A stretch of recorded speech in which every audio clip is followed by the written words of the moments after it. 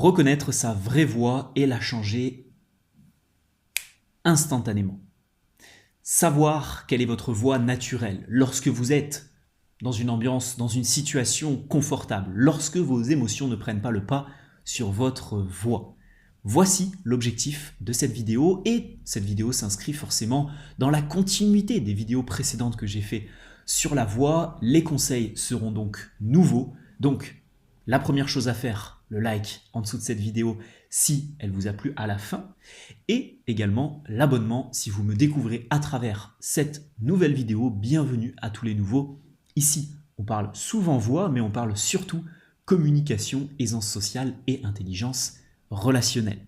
Donc si vous voulez apprendre à mieux vous exprimer en société, au travail, dans des sphères privées, publiques, peu importe, vous êtes les bienvenus sur cette chaîne YouTube et je vous aiderai à travers une vidéo chaque vendredi à 19 h. Au sein de cette dernière, nous allons donc essayer de reconnaître votre vraie voix à travers les 2 premiers conseils de cette vidéo et ensuite, à travers 5 nouveaux conseils, on va essayer de modifier votre voix instantanément. Mais vraiment instantanément. Pas avec un travail sur le long terme, comme ce qu'on peut faire notamment dans ma formation complète sur la voix Voice 2.0. Mais on aura l'occasion de reparler de cette formation juste après. Commençons tout d'abord par analyser votre voix au naturel. Quelle est votre voix dans une situation normale? Alors, pour commencer ce premier point, je souhaiterais le nuancer. Vous souhaitez peut-être reconnaître votre vraie voix. Il s'agira surtout d'analyser le contexte, votre état émotionnel, et la voix n'est pas quelque chose qui est figé dans le marbre. Forcément, elle va changer en fonction de votre humeur, elle va changer en fonction de votre niveau d'énergie, elle va changer en fonction du contexte, c'est ce que je vous apprends à faire dans Voice 2.0. Mais de manière globale, qu'est-ce qu'on va faire dans un premier temps? On va analyser tous les paramètres de votre voix. Il est important et crucial de vous enregistrer à ce niveau-là. Donc, soit vous prenez votre téléphone, vous le faites en vidéo, soit vous avez la chance d'avoir un bon micro. Alors, moi, c'est un micro-cravate.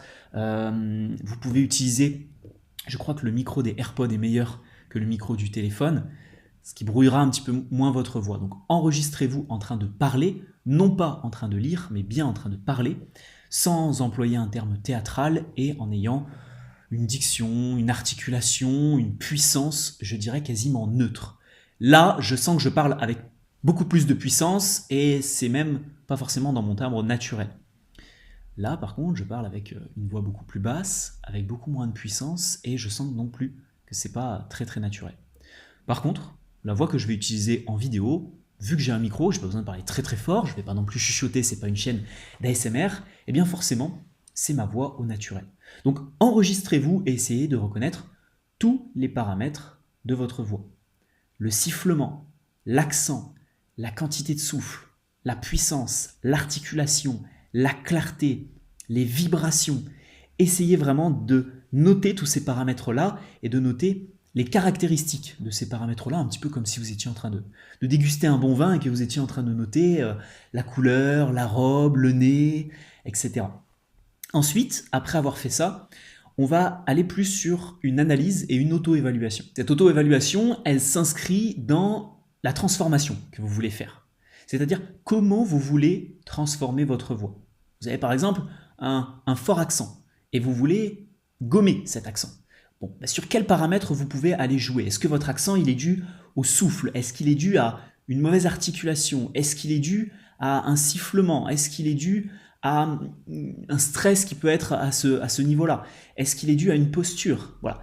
Et vous allez noter justement les paramètres que vous allez devoir changer. Est-ce que vous voulez avoir une voix plus grave, plus aiguë, plus puissante, plus douce, plus rauque, plus sifflante? Bref. Là, cette fois-ci, à côté des paramètres, vous allez mettre ce que vous voulez conserver et ce que vous voulez changer et vers quoi vous voulez tendre. À la suite de quoi, on va voir dans la suite de cette vidéo 5 moyens et 5 leviers pour transformer ces paramètres-là.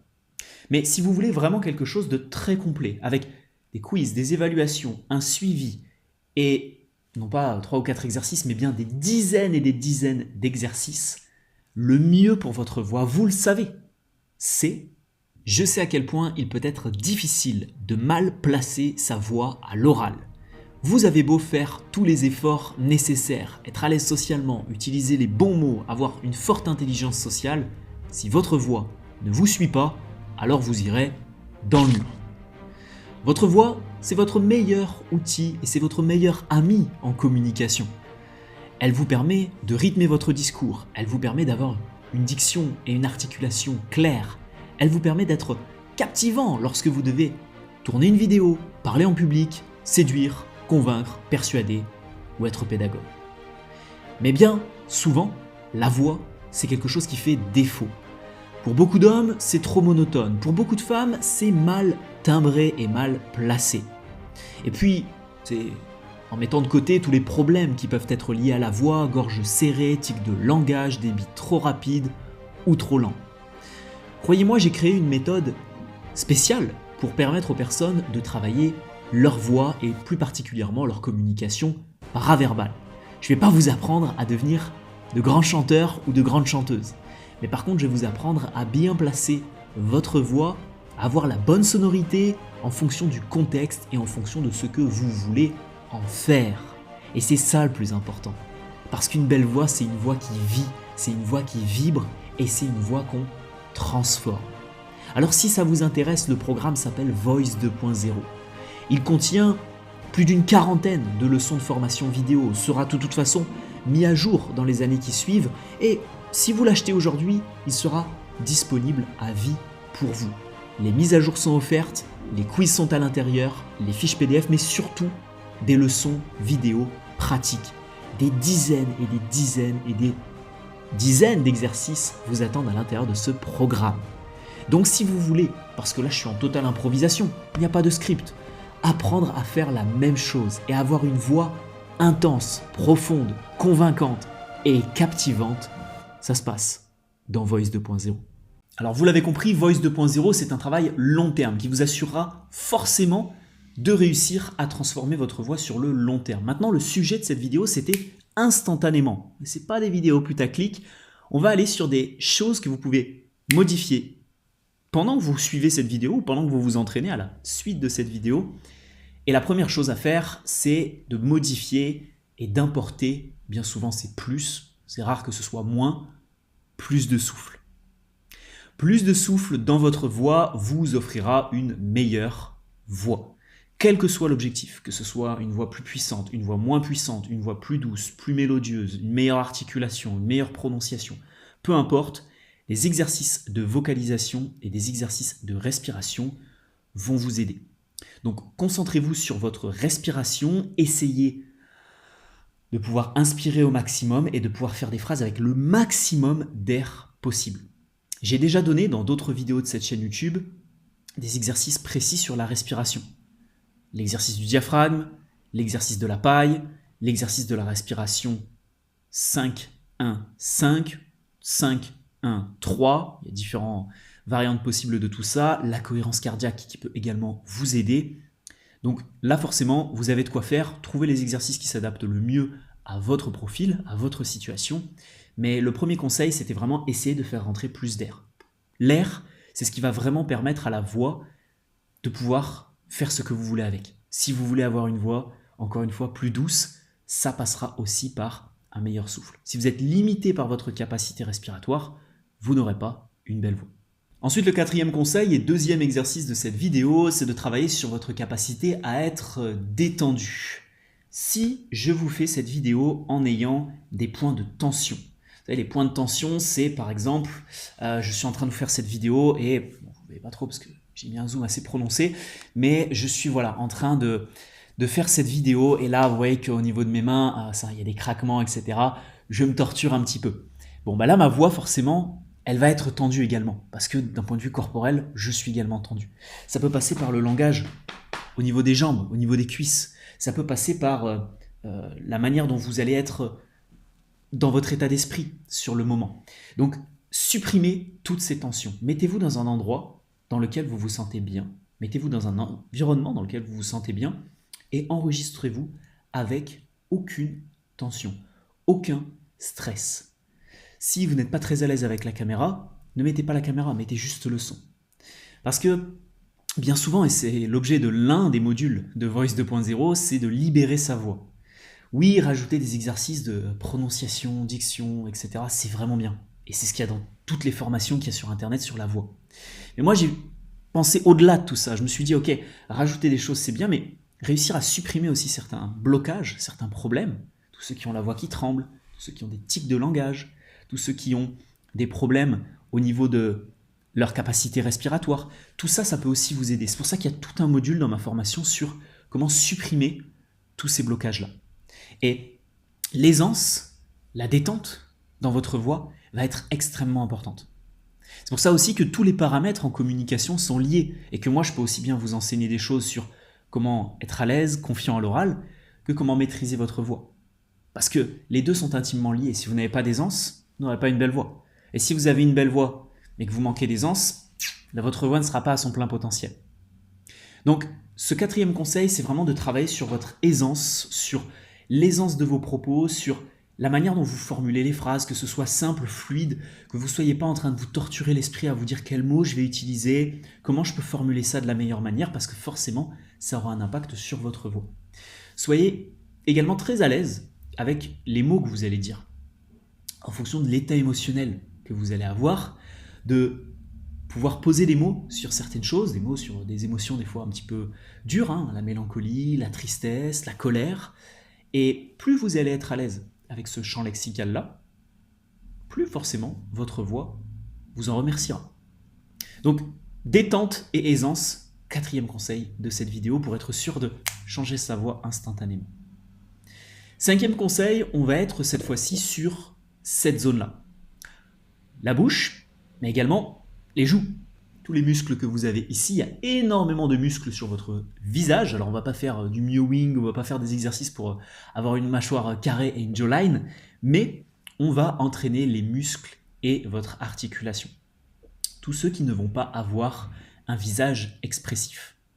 Souvent, bien souvent, ce sont des personnes qui, dès qu'elles vont avoir un faible niveau d'énergie, vont commencer à mâcher certains mots, vont commencer à bafouer, à bégayer, à trébucher sur certains mots et du coup à avoir une prononciation et une articulation moins noble.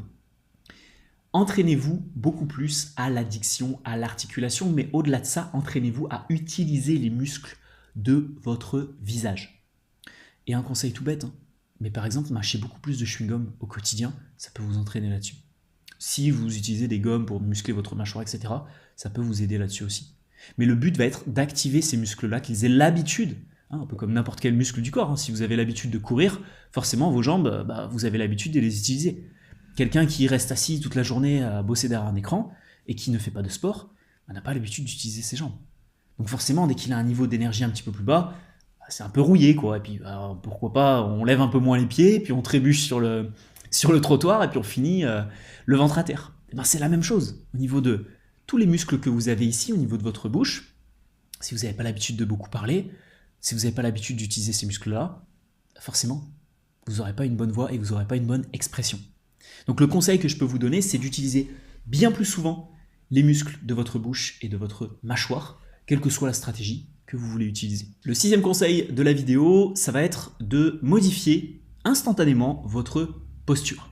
Toutes les choses précédentes, faire rentrer plus d'air, tirer et muscler beaucoup plus les muscles de votre visage. Certes, c'est un travail long terme, mais vous pouvez le faire aussi sur le court terme, à apprendre à bien articuler. Vous pouvez le faire de manière instinctive. Le sixième conseil, c'est la posture. La posture, elle va énormément influer sur votre voix. Ça, c'est un conseil qui est bien connu de tous. Pourquoi ? Parce que dans des cours de chant, on apprend à se tenir droit. Et je pense que vous avez tous fait un petit peu de chant, peut-être au collège, au lycée, ou quand vous étiez encore peut-être plus jeune. Et forcément, la posture a un impact énorme sur votre capacité respiratoire, sur la manière dont votre voix peut être projetée. Donc tous ceux qui vont avoir le menton un petit peu en avant, tous ceux qui vont avoir le menton peut-être trop en arrière, la tête qui va être d'un côté, de l'autre, etc. Une mauvaise posture, un enroulement des épaules, le bas du dos qui n'est pas un petit peu creusé, mais au contraire le ventre qui est un petit peu rentré et sorti comme ça, en même temps, et une tenue au niveau de vos lombaires, de votre bassin, de vos pectoraux, etc., qui n'est pas correcte, ça influencera forcément aussi votre voix. Donc une bonne posture, un bon ancrage, une bonne énergie à ce niveau-là, ça va être très très important pour changer instantanément votre voix. Prêtez-y très attention. Le langage corporel, c'est un élément très très important. C'est, je le rappelle, plus de 50% de l'impact de votre charisme. Donc c'est quand même pas négligeable. J'en ai fait une formation complète dessus qui s'appelle décodage non-verbal, qui vous permettra à la fois de travailler votre analyse du non-verbal des autres, mais aussi votre propre langage corporel. Les meilleures postures, les meilleurs gestes, comment se tenir avec élégance et charisme, c'est dans cette formation-là. Si vous n'aviez qu'une chose à retenir de ce 6e point, c'est la notion de droiture, la notion d'alignement, la notion de verticalité. Si vous commencez à faire des choses comme ça, si vous commencez à faire des choses dans ce sens-là, ça n'ira pas. Donc essayez d'avoir le maximum de verticalité, ça ne veut pas dire vous tenir comme ça en permanence. Bonjour, bienvenue dans cette nouvelle vidéo, mais ça veut dire avoir un minimum de verticalité tout en ayant un minimum de souplesse aussi, mais plus vous allez vous tenir droit, mieux ce sera pour vous. Si par exemple, je donne un exemple aussi parce que on va pousser la réflexion encore plus loin, je peux me tenir extrêmement droit, mais si je vous fais quelque chose comme ça, c'est-à-dire que là, je vais me tenir même posture, je vais me tenir comme ça, mais je vais faire cette vidéo de cette manière-là, ça va pas s'entendre, on va pas chipoter, on n'est pas non plus trop dans le détail, ça va pas s'entendre que ma voix est légèrement différente. Mais là, j'ai pas le même alignement, c'est-à-dire que je suis pas face à vous, et forcément, ma tête va être légèrement tournée, et ma voix qui sort ici, ma gorge va être légèrement twistée. Et ce qui fait que la voix que je vais avoir là, d'ailleurs je le sens sur ma capacité respiratoire, je peux pas envoyer la même puissance. Et donc, je peux vous parler comme ça pendant 2 minutes, mais au bout d'un moment, ça va vite m'énerver, et il va falloir que je revienne à quelque chose comme ça.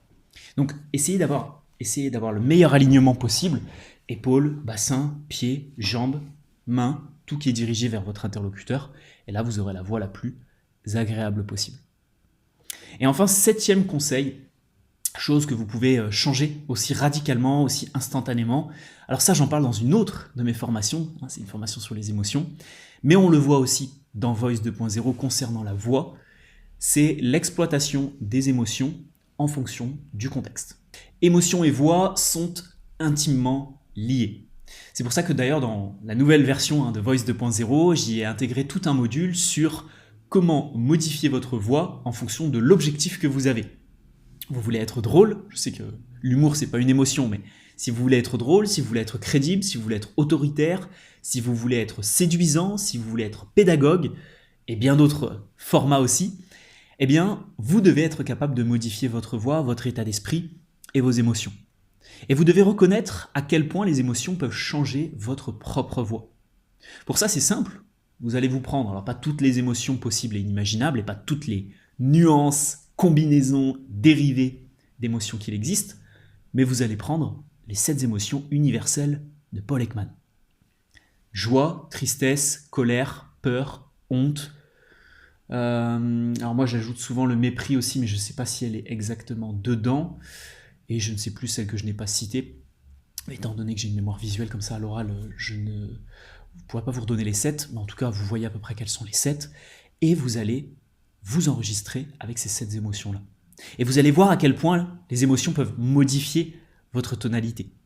À quel point vous pouvez avoir un ton peut-être très sec sur la colère, et peut-être beaucoup plus doux, beaucoup plus moelleux, je dirais, sur quelque chose comme la tristesse. Et en fonction de ce que vous voulez faire, parce que des fois certains n'ont pas une voix assez puissante sur la colère, il y en a qui ne vont pas réussir à bien jouer cette émotion, et bien c'est là que vous allez pouvoir essayer de développer ça. Donc en fonction des émotions aussi, votre voix va pouvoir changer, et je vous invite à pouvoir le faire et bien synchroniser ça. C'est ça qui va faire en sorte que vous ayez une bonne communication.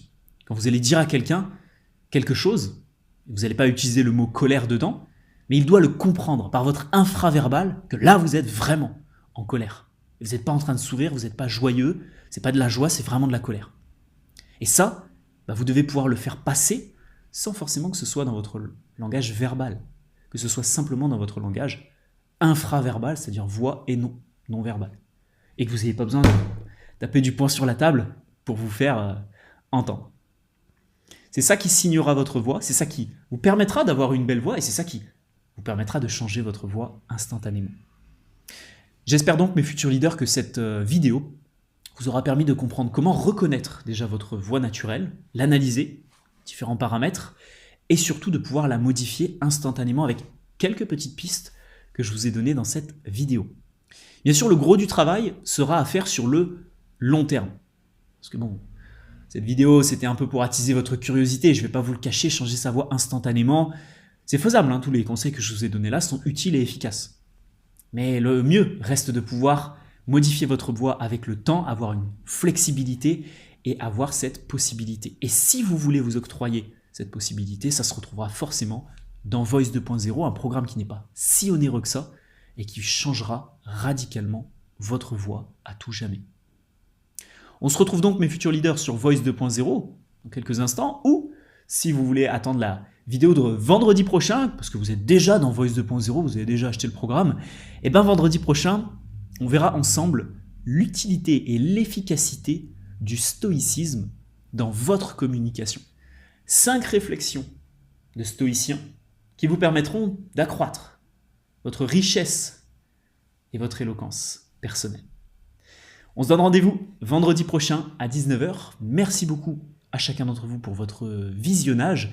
N'hésitez pas en commentaire à me dire si vous avez des questions sur Voice 2.0, si vous avez besoin de pistes de réflexion pour analyser votre voix, à m'envoyer un petit message sur Instagram en vocal si vraiment votre voix, vous ne savez pas quoi en faire. Et je vous dis à très vite. Ciao, ciao.